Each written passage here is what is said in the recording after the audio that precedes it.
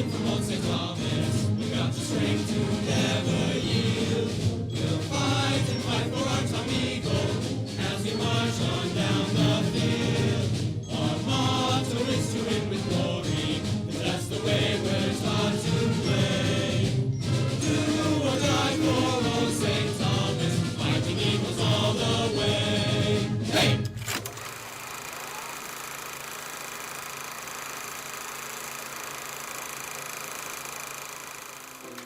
As St. Thomas College entered the 1920s, it would begin the decade on a high note.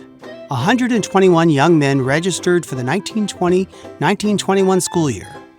And while only 100 would eventually enroll, the school's new principal, Father Daniel Dillon, a Basilian priest and the school's first native Texan to hold the position, called it the largest enrollment in the school's history.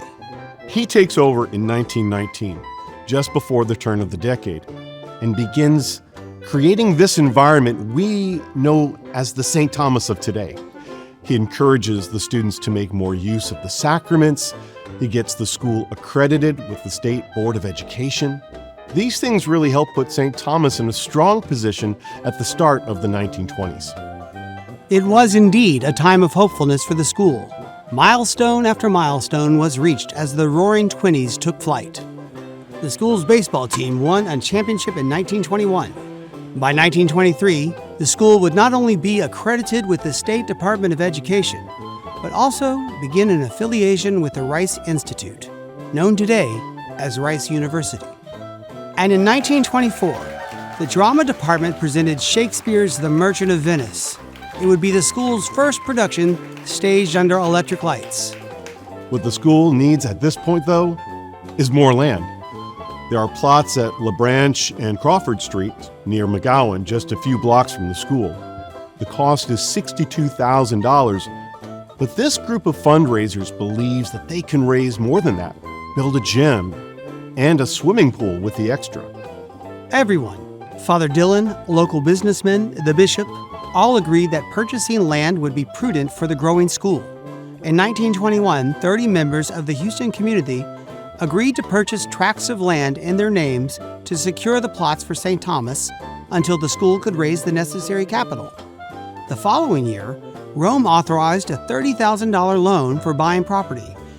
The gears of fundraising were slow.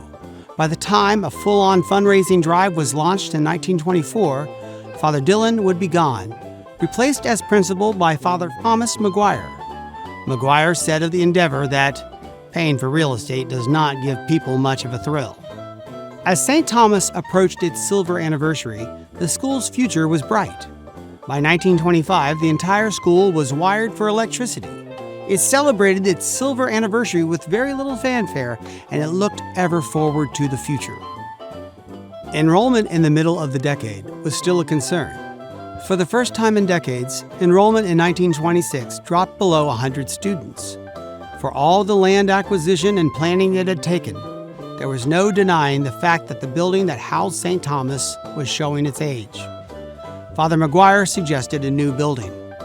That suggestion was not well received by the school's general council governing body. The following year, Father McGuire was sent to Rochester, New York as superior of a new Basilian order there. McGuire is replaced at St. Thomas by Father T.P. O'Rourke. Like his predecessors, he asked for a larger staff to better accommodate the 145 students now enrolled at the school. That request is denied. Another request, however, would get more traction. In 1928, O'Rourke told the General Council that the school had the opportunity to buy 33 acres north of Buffalo Bayou on what would come to be known as Memorial Drive.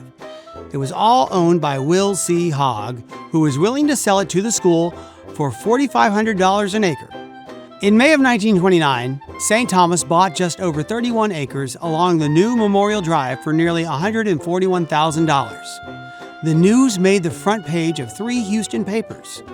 The publicity did wonders for the school. That September, enrollment shot to 175 students.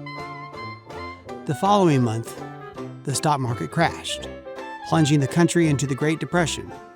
At St. Thomas, however, there would be great light in these dark times.